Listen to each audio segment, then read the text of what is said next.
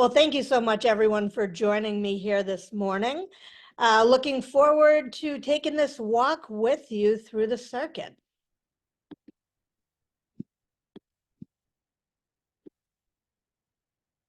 So while I am the Director of Sales at ECMO Advantage, we're not going to be talking about that today, so I have nothing to disclose.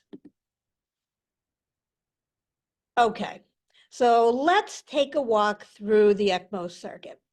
We're going to start with the venous or drainage cannula, walk through the centrifugal pump, the membrane oxygenator, and then back to the arterial cannula and the patient.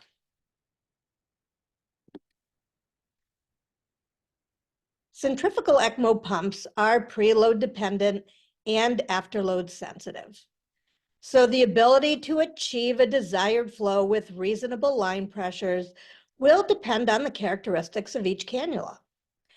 Now, these include the inner diameter, length, drainage and return ports, and the location of the cannula in the vessel.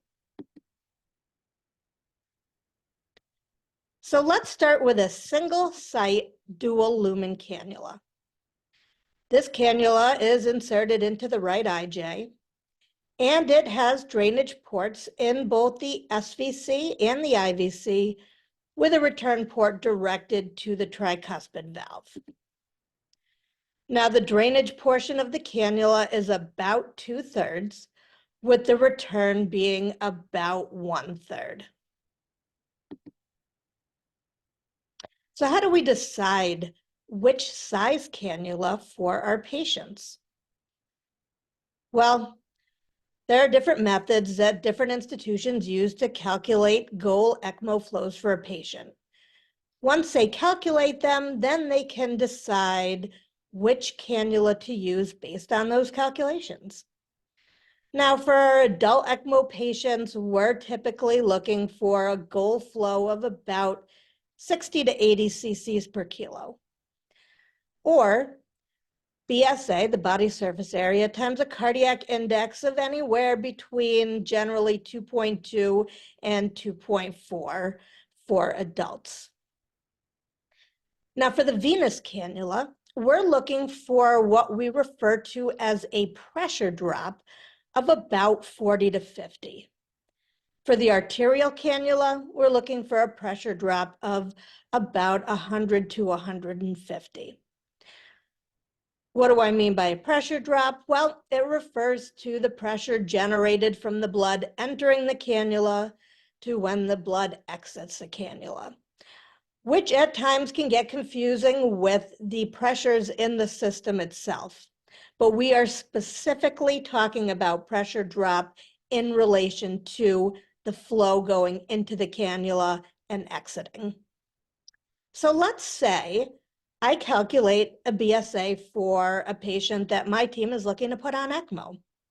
And the BSA is 2.1. And in my previous institution, we used a cardiac index of 2.4 for our goal flow for adults. So if I take the 2.1, I multiply by the 2.4, I'm looking at about a flow of 5 liters per minute. Now, when I look at the chart on the left, you'll see our x-axis horizontal and the y-axis vertical. So what I am going to do based on which cannula manufacturer I'm using, I am going to look on this x-axis and I'm going to look for 5 liters per minute of flow. Then I'm going to follow it up on the y-axis and I am going to look for that pressure drop of 40 to 50. When I do that, I see that 31 French cannula would probably be most sufficient for my patient. Now I've got a different manufacturer on the right-hand side. So with that, again, I'm looking at the 5 liters per minute on the x-axis, and then I'm going for a pressure drop of about 40 to 50 on the y. Okay, when I do that, I'm looking at, could be either a 30 or a 32 French cannula. Similarly, I need to look at the pressure drop for the arterial portion. So again, I'm coming to about 5 liters per minute of flow, and I'm looking for a pressure drop of about 100 to 150. Now that gives me pretty close to the 31 French cannula as well that we had determined for the venous pressure drop. And again, with the picture on the right, when I go to the 5 liters per minute of flow, I'm looking for a pressure drop of about 100 to 150, which again is somewhere in between a 30 and a 32 French cannula. And that's how I can decide how I can adequately support my patient. Now, just a side note, with these dual lumen cannulas, in my experience clinically, I have found that they can be a little bit tricky depending on how long you have your patients on support. I'll give you an example. We had a patient at my institution that was in acute on chronic respiratory failure, and we were going to list them for a lung transplant. So we cannulated them for VV ECMO using a dual lumen cannula. And we estimated that the patient's cardiac output after calculating our BSA and our cardiac index of 2.4, we also estimated that the patient had a cardiac output somewhere around 6 liters per minute. With the size dual lumen cannula we were able to place, we were able to achieve about 4.5 liters per minute of flow. So about 75% of the patient's cardiac output. Well, as the patient remained on support for weeks, followed by months, unfortunately, they became septic, and the cardiac output increased to what we estimated around 8 liters per minute. Now, supporting 4.5 liters per minute out of 8 is a little over 50%. And so we were not able to support as much flow at that juncture as the patient needed. Now that can happen with both single and dual lumen cannulas, but just something that I have personally seen more prominent in the dual lumen cannulas. Okay, so let's move on to the single lumen, single stage venous cannula. These cannulas have drainage areas from only one area, and that is near the tip of the cannula. If you can see in the picture all the way to the left-hand side, we do see not only the tip of the cannula, which is a drainage area, but only a few small ports right towards the tip of the cannula itself. Next, we'll talk about a single lumen multi-stage venous cannula. Multi-stage venous cannulas are designed to drain blood from the IVC, SVC, and hepatic vein. As you see, they have multiple drainage holes throughout the cannula, which increases drainage and flow to the ECMO circuit. So for the same patient we talked about earlier, when we're looking at a single lumen cannula, whether that be a multi-stage or a single stage, we can see that at that same 5 liters per minute of flow, with a pressure drop of 40 to 50, we're able to get a slightly larger amount of flow for our patients. So something to take into consideration. Oh boy, Pusey's law. I'm sure there's a couple of us out there that may not have heard that reference since perhaps school. So let's dive into Pusey's law a little bit as a refresher. ECMO cannula flow is governed by Pusey's law, and that states that the flow rate is directly proportional to the driving pressure multiplied by the 4th power of the radius divided by the length. Whew, that is a mouthful. So what does that mean in layman's terms? Well, doubling the length of the cannula decreases the flow by half at a given pressure.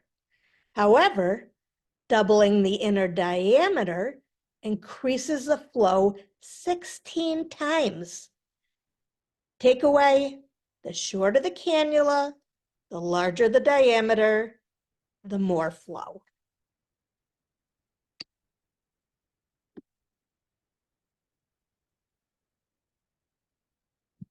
Okay, so let's move on from the drainage cannula. Let's talk about the circuit, and we're going to start with the centrifugal pump. Before we get to that, though, let's talk a little bit about the circuit itself. Everything from the patient up to the centrifugal pump is under negative pressure. Everything from the centrifugal pump through the oxygenator returning to the patient is under positive pressure. So what does that mean?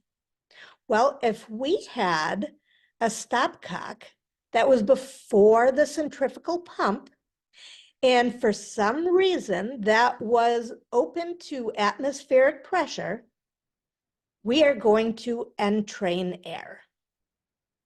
Now, if we have the same stopcock post-pump, and it is accidentally open to atmospheric pressure, we're going to have a little bit of a bloodbath. What is safer for the patient? A disconnect post-pump. Air and blood do not mix well. Something post-pump we can fix by quickly putting pressure on that and securing that. Once we entrain air into the pump, it can be very detrimental if it is returned to the patient.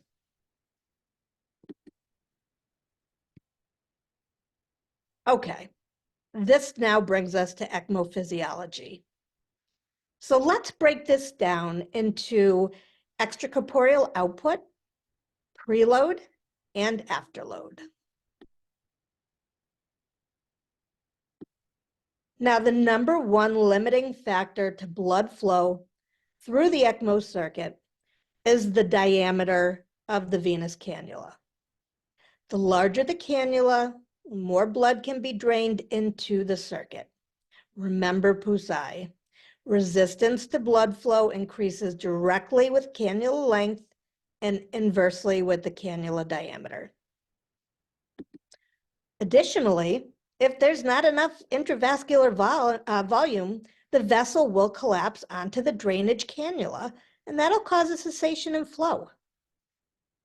We refer to this as chatter.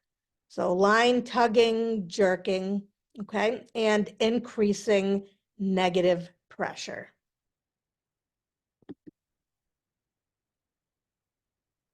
When we talk about extracorporeal output, we're referring to ECMO blood flow through the pump. This is determined by the rotational speed of the centrifugal pump. Speed is set in revolutions per minute. We commonly refer to it as RPMs. Generally speaking, a decrease in RPMs decreases flow through the circuit, whereas an increase in RPMs increases flow.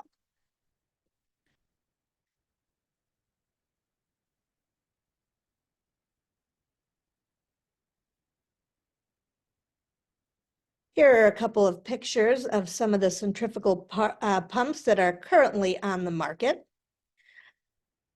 Something to think about: when we increase the speed of our own heart, our heart rate, we increase cardiac output. When we increase the speed of the pump, using the RPMs, we're increasing ECMO blood flow. Now, the centrifugal pump is the heart of the ECMO circuit. And one of the most important takeaways is that it is preload dependent and afterload sensitive. What does that mean? Well, the centrifugal pump can't run unless there's a sufficient amount of intravascular volume. So significant hypovolemia or mechanical obstructions such as tamponade or tension pneumo will manifest as decreased ECMO blood flow through the pump. Now, the design of early centrifugal pumps generated quite a bit of heat, and the idea of using them for ECMO was abandoned by many centers back in the 1990s to early 2000s. Until a German engineer by the name of Mendler came along and helped to solve part of this issue.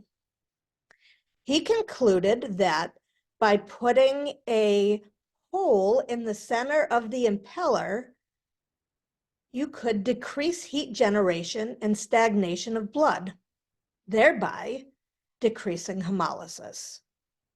With this change to the design of the impeller, we began to see a lot more centers moving from the roller pump technology that was used for many years for ECMO to centrifugal pump technology. Interestingly, Mendler assisted in the design of pumps seen on the market today. These pumps have 6 magnets, and they sit in an impeller that couples with a magnetic drive. The pump head has a magnetic stabilized rotor bearing, and we often refer to that as a peg top principle. It also has a 1-point sapphire ball bearing. Okay, so how do they work? Right? How do these centrifugal pumps work? Well, as we set those revolutions per minute, RPMs, blood is drawn by a negative siphon effect from the patient into the inlet of the centrifugal pump. Centrifugal force pushes that blood to the periphery of the pump and causes a pressure differential, which then spins the blood and it exits out the pump outlet. Some of the pumps that are on the market today, we refer to as radial flow pumps that are channel flow directed. And that's a picture of what we see currently on this slide. Okay, so now let's move on to the lung portion. There are multiple membrane oxygenators on the market currently, and you may even recognize some of these at your centers today. The oxygenator is made up of hollow fiber mats. They're placed perpendicular at 90-degree angles to one another. The gas exchange fibers are coated with something called polymethylpentene, and the heat exchange fibers are made out of polyurethane. Now you can see in these pictures that water from the integrated heat exchanger will run through one set of channels, sweep gas through a separate set of channels, and those are perpendicular to one another. Blood then flows in between those channels. Now, we know as respiratory therapists that gas exchange occurs by diffusion, and gas always diffuses from a higher partial pressure to a lower partial pressure. And that is how these membrane oxygenators function. This oxygenator in the picture has 2 chambers. In the first chamber, gas and heat exchange take place, and in the second, only gas exchange. To increase the biocompatibility, these oxygenators are heparin bonded and albumin coated to mimic more of our natural tissue endothelium and to prevent excessive clots. Now, this picture on the left and the picture on the top right shows how the oxygen from the sweep gas flows through some of the fibers, while the blood flows in between.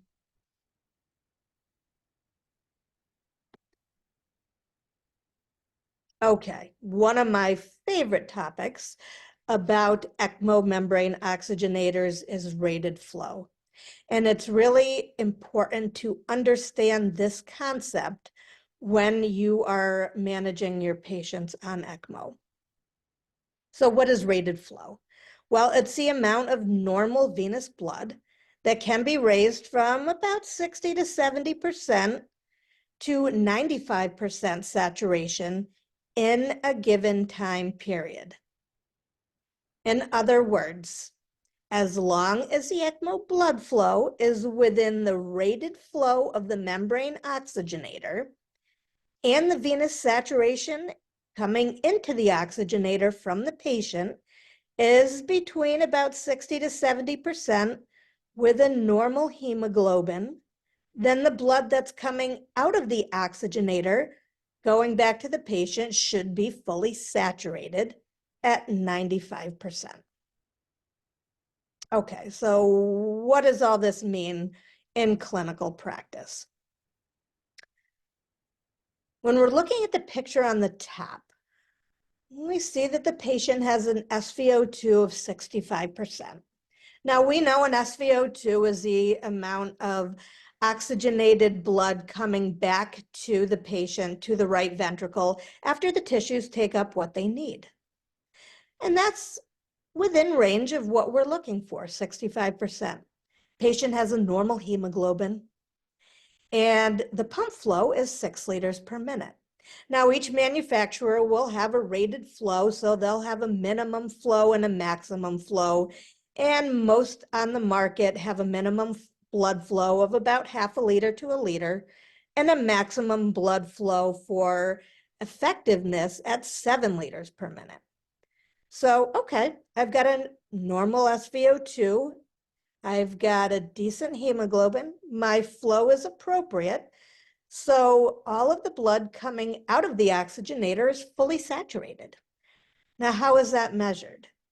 Well, there are some components on the market that can measure that externally. And you can also check a post-oxygenator gas to see what your SaO2 is. But let's talk about the picture below.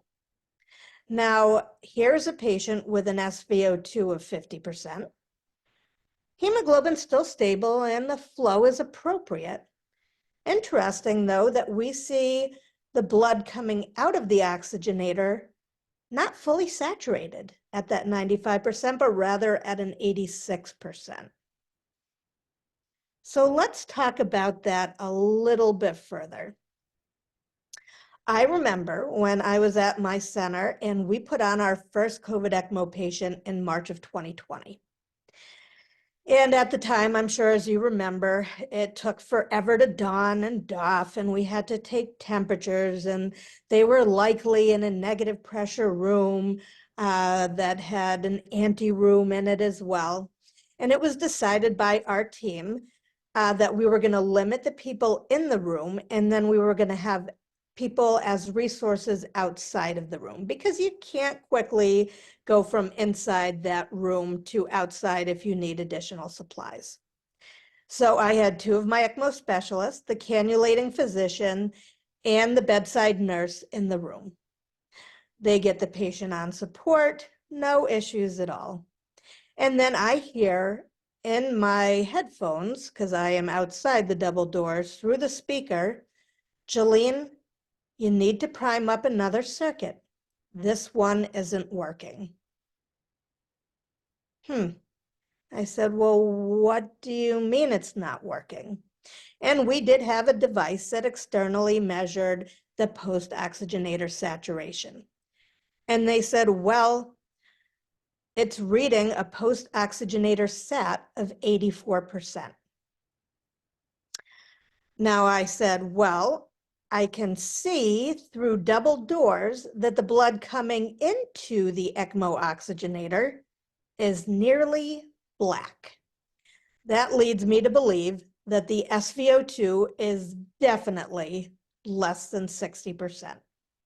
So even though you're running at 5.5 liters of flow, which is within the rated flow of the device we were using, and the patient had an adequate hemoglobin, there is no potential to get it immediately up to full saturation coming out the other side. So the team said, what do we do? And I said, well, we wait on it. The goal of ECMO is adequate tissue oxygenation. Right? It's not to get your SATs up. It's not to get your PO2 up, although those things will likely happen. All right, it's to provide adequate tissue oxygenation. What is a reflection of adequate tissue oxygenation?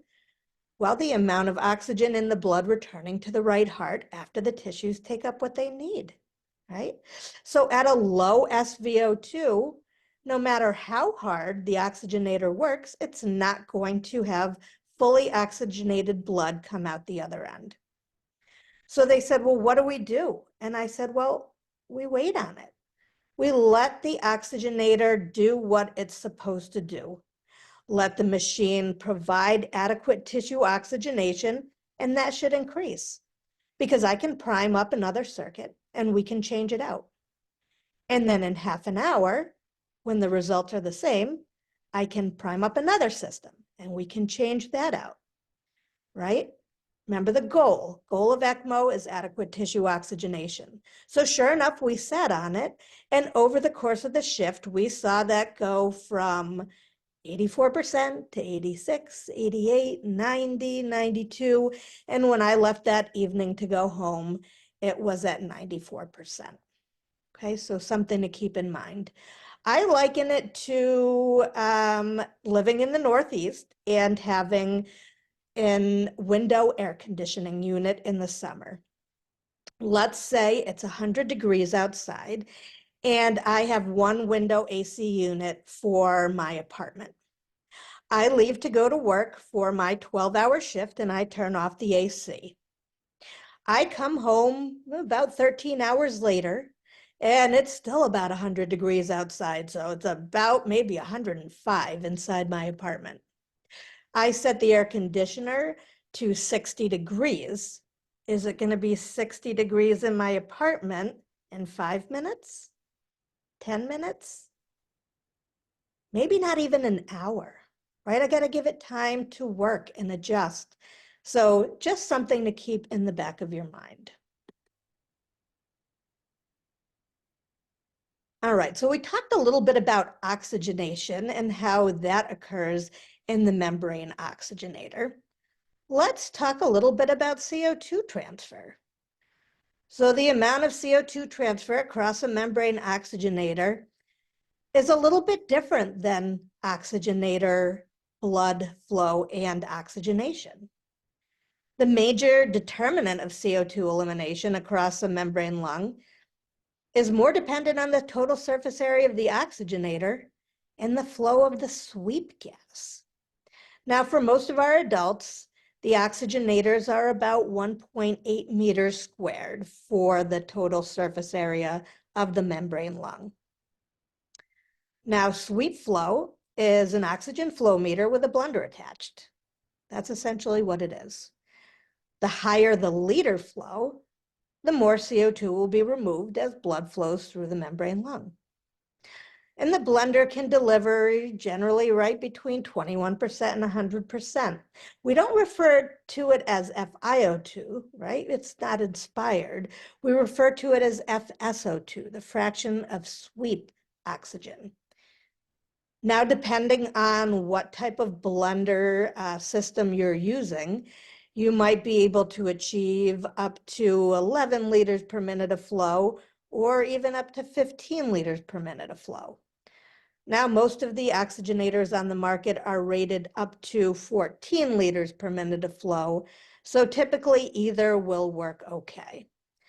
The sweep flow is similar to your minute ventilation, right? As I increase minute ventilation, I blow off more CO2.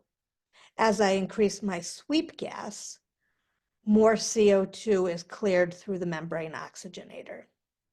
But we all know that CO2 is not the only number we look at. Our goal is usually to achieve a normal pH balance, right? So something to take into consideration. As the CO2 drops during the passage of blood through the membrane lung, the gradient decreases. So therefore, there's less CO2 when the blood travels through the outlet of the oxygenator and heads back to the patient. Now, the capacity of the membrane oxygenator for CO2 removal is considerably greater than oxygen uptake. When the oxygenator is functioning well, CO2 clearance will always exceed oxygenation in the membrane. How about VQ mismatch? Clot formation in the oxygenator can decrease oxygen uptake and CO2 clearance. So VQ mismatch happens in the membrane oxygenator, just like it does in our native lungs. Now, a great article by Dr. Dan Brody and colleagues published in Critical Care in 2020 looked at a number of factors that contribute to membrane lung failure.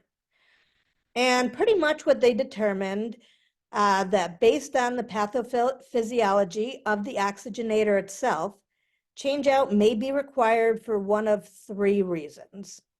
So if there's an associated hematologic abnormality, an increasing obstruction to blood flow, or inadequate gas exchange. Well, there's a lot more listed under each of those in this diagram. That is essentially what you can take a look at to determine the health of your membrane oxygenator.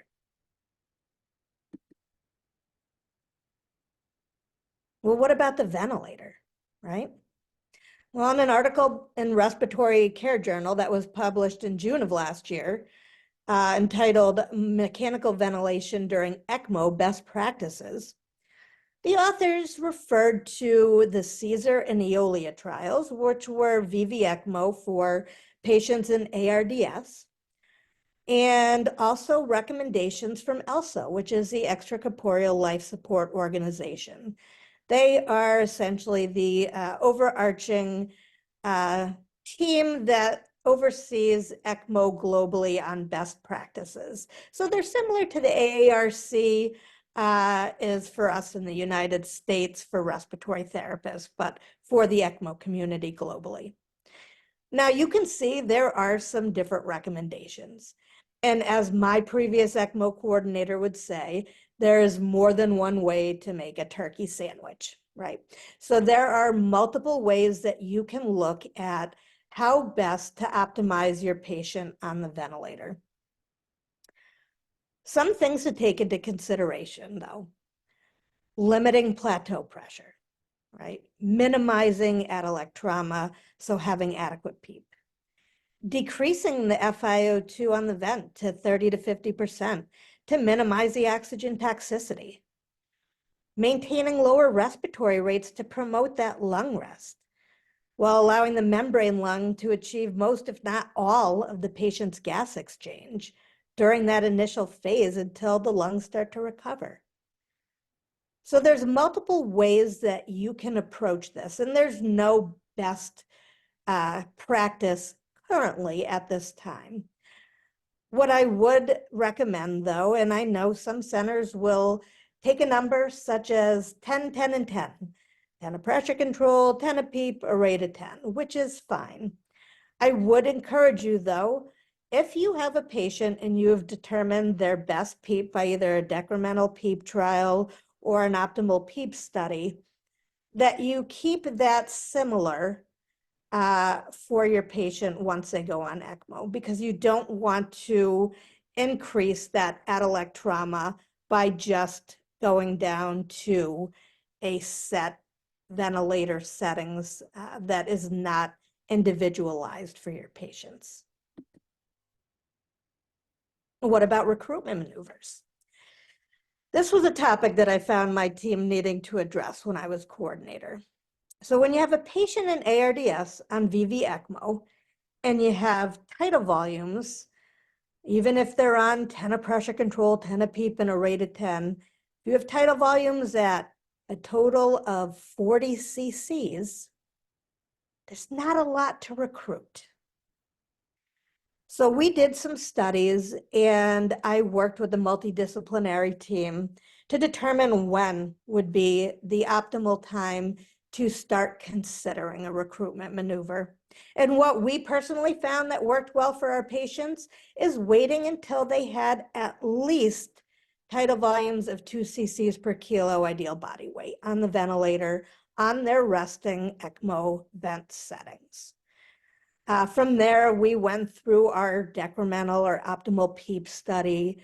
We talked about recruitment maneuvers, and then when to proceed with transitioning the patient back to the ventilator from the gas exchange support strictly through the membrane oxygenator. So just something to take into consideration. What about aerosolized medication? I remember going to an ARC meeting many years ago, and there was a physician that gave a talk on anatomical dead space in giraffes and dinosaurs. And it was absolutely intriguing to find how these animals were able to have adequate gas exchange with so much anatomical dead space. Something to consider for your ECMO patients. If your patients are on their resting ventilator settings and their tidal volumes are less than anatomical dead space, so less than 150 cc's, does it make sense to deliver aerosolized medications? This is a highly debatable topic. All right, so while I've been told many times in my career that it won't hurt, it also likely won't be effective. So why would we administer something that we know not to be effective? I could get on my soapbox about this for the remainder of today and through the weekend, but I'll just leave you with this thought to ponder. The anatomical dead space is said to be about 2 mLs per kilo of ideal body weight for your entire adult life. Something to consider. All right, let's move on. When we talk about ECMO afterload, we're referring to the resistive force that ECMO pump is pushing against when sending blood back to the patient.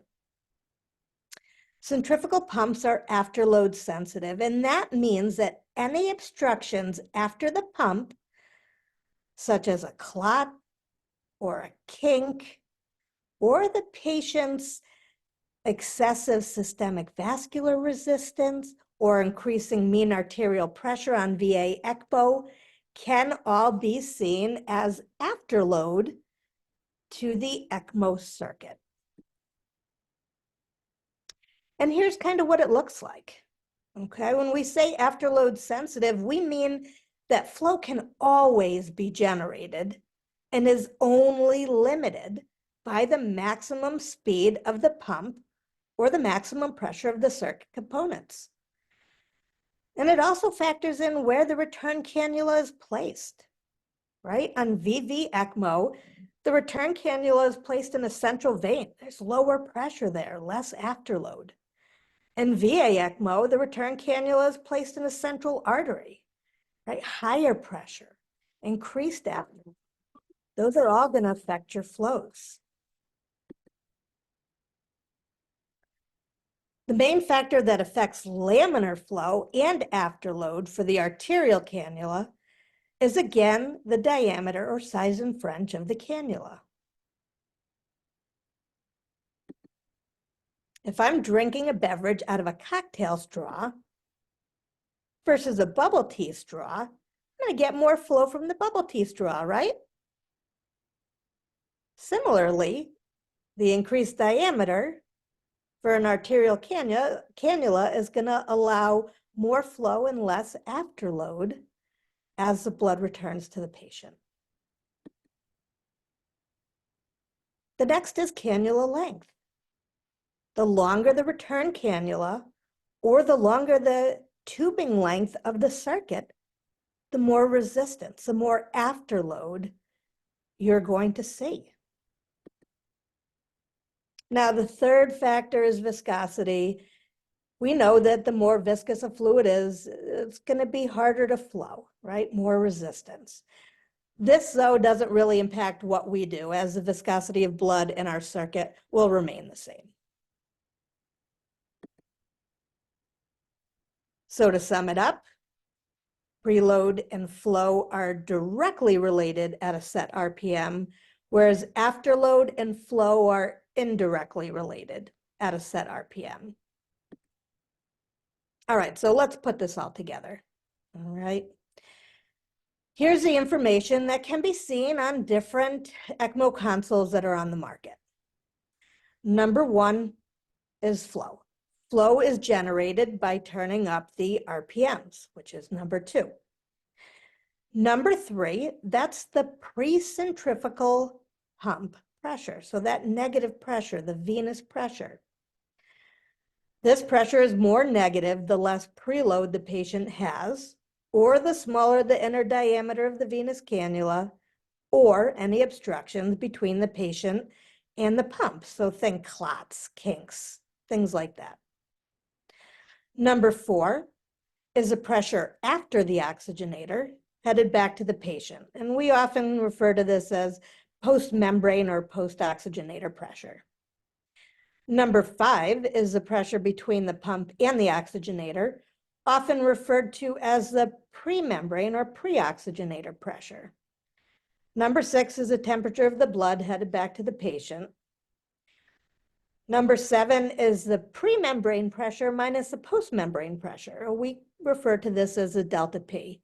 And what it tells us is the health of the oxygenator. As clot increases in the oxygenator, this number will increase with no changes in RPM. Number eight is the SVO2, and that's pretty self-explanatory. All right, time to play ECMO detective. And we have Bunspector Clouseau here with us today to play ECMO detective. Feel free to keep score for yourself, and we'll review it as we go along. Okay, first patient. So we start our shift with our adult VV patient, and we see the following parameters on the left. 4 hours later, we see the following parameters on the right. What do you think could be going on? Let's take a quick look. So at the same RPMs, at 9 p.m., I see a flow of 5.2 liters, and at 1 a.m., 3.9 liters. Okay, that's gone down. My pre-pump pressure, my venous pressure, that negative pressure went from negative 80 to negative 115. That's getting a little more negative. I see that my pre-oxygenator pressure went from 175 to 165, and the post went from 150 to 143. My delta changed a little with that, okay? Temperature, SVO2, they all look okay. What are your thoughts? What do you think could be going on? It's a preload issue. Well, when we're troubleshooting preload, a few things come to mind. First, do we have enough intravascular volume to achieve that flow? All right. Second, is there some kind of obstruction in or on the venous limb of the circuit? So think a kink, a clot, a clamp.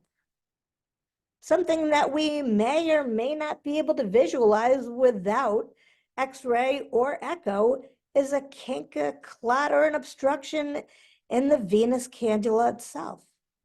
Or is the venous cannula up against the wall of the vessel? Now, most cannulas on the market today are wire reinforced, so kink in the cannula may not be as common as maybe a clot or positioning of the cannula in the vessel. Well, how do we know it's a preload issue? At a set RPM, if we see our flow decrease, our pre and post oxygenator pressures decrease, and a more negative pre-pump venous line pressure, that should clue you in. This is a preload issue. But then it's up to you to play detective. Did the patient just get turned and now there's a kink in the tubing on the venous circuit? Does a patient have a dual lumen cannula? We reposition them, and now those drainage or return ports are not where they're supposed to be. How about the patient's volume status? Did we just give 40 of Lasix and the patient dumped out 600 cc's of urine into the Foley? Did somebody accidentally clamp part of the venous tubing when using a line clamp to secure the line to the bed? If it's none of these, could there potentially be a clot in the venous cannula? All things to consider. Okay, so let's move on to patient number 2.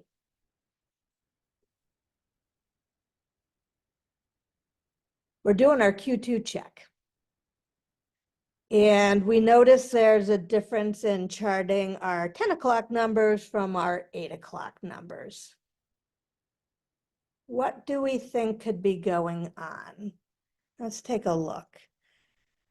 So my RPMs haven't changed. They're 3,600. My flow at 8 a.m. was 5.2, and at 10 a.m. it's now 4.1, okay? My negative pressure, my pre-pump pressure, my venous pressure went from -80 to -66. So that's not as negative. My pre-oxygenator pressure was 175. Oh, now it's 245. And my post-oxygenator pressure went from 150 to 210. That increased, and it makes sense, and my delta P increased. What do you think? What could be going on?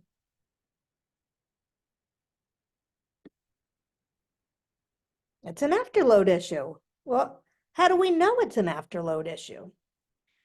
At a set RPM, if you see your flows decrease and your pre and post oxygenators increase and your venous pressure, your pre-pump pressure is not quite as negative, that should clue you in it's an afterload issue, okay?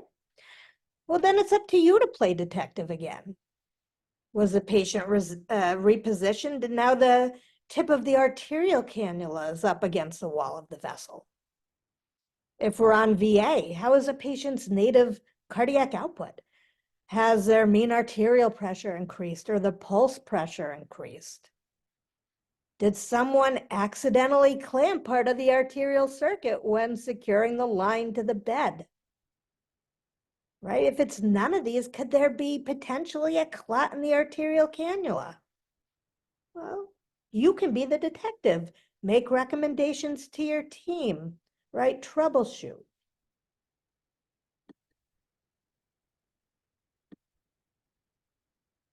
How do afterload issues manifest, right? So again, we have a decrease in flow, an increase in pre and post membrane pressures, and a more positive pre-pump pressure. That will tell us we have an afterload issue. All right, third patient. We get report from the night shift on our VV ECMO patient, our adult patient. The specialist giving report is telling you that the flows have been dropping throughout the course of the night. They were 4.8 and they dropped to 4.4 with no changes in your patient. So they're anuric, there's no urine output, they're considering CRRT. In the last 2 hours, the night shift specialist says the flow continued dropping below 4 liters per minute, and the SAT started dropping. So they increased the RPMs to try to get more flow. But they're still having difficulty achieving this goal flow despite increasing the RPMs. So you start to review the documentation in your EMR and you're analyzing the data. What could be going on? Well, let's see. We see at 5 a.m., at 3,200 RPMs, we had 4.4 liters per minute of flow. And now at 6 a.m., I see 3.7 liters at 3,700 RPMs. So we've gone up on the RPMs and the flow's gone down. Our negative pressure, our pre-pump pressure, was -80 at 3,200 RPMs. Should it get more negative as I turn up my RPMs? It's not, it's getting more positive. That's interesting. Let's see, my pre-oxygenator pressure is a little bit less, and so is my post, even on more RPMs. Huh. Delta, well, it makes sense. It reflects the numbers there. Wonder what could be going on. This is a tough one. We're going to have to call in Inspector Clouseau on this one. Well, likely cause of that issue, clot in the pump. Now, how do we know it's an output issue? How do we know it's something with the centrifugal pump? Well, as RPMs increase, typically that pre-pump pressure should get more negative, not more positive. Along with a decrease in flow and decrease in pre and post oxygenator pressures, that will make it look like a preload issue. However, that more positive venous pressure is just not making sense. Right? That red herring, that more positive pump pressure, that's throwing us off. We don't know what's going on, right? Well, the pre-pump pressure is actually getting more positive as a result of back pressure generated by an obstruction to the pump, right? It's no longer a pull issue, it's a push issue. I remember as a clinical specialist for an ECMO device company, getting a call from a perfusionist, and we're reviewing the numbers, and they're saying to me, it just doesn't make sense. Like this negative pre-pump pressure is getting more positive, even as I'm going up on the RPMs. I think there's something wrong with either the disposable or the machine itself. And I said, I know exactly what's going on. You've got a clot in your pump. Now, this picture on the left, if your centrifugal pump is separated from your membrane oxygenator, you might be able to see that clot.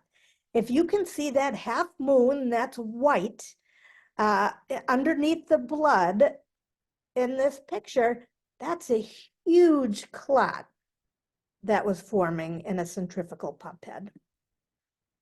There are other systems on the market, though, where you're not going to see that because the centrifugal pump and membrane oxygenator are combined. So you're not going to see that pump either in the center, in the clot head itself, or if you look in the picture on the right, there are 4 different parts that come out of that centrifugal pump, and you can see the clots being circled in those pictures, right? So that's not always something that is visible. If you're interested, ECMO Advantage does provide an All Things ECMO newsletter. Here's a QR code if you'd like to sign up for that. It is free. You can unsubscribe at any time. It is just something that we like to put out there for the extracorporeal community, and we touch on a different topic monthly. This is one of my favorite pictures as an RT and an ECMO specialist.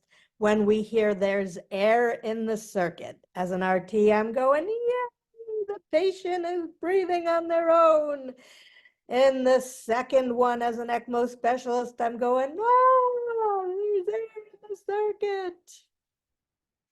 Thank you so much. And I have my email here at the bottom. If you have any questions that come up after this brief Q&A time, please feel free to reach out at any time.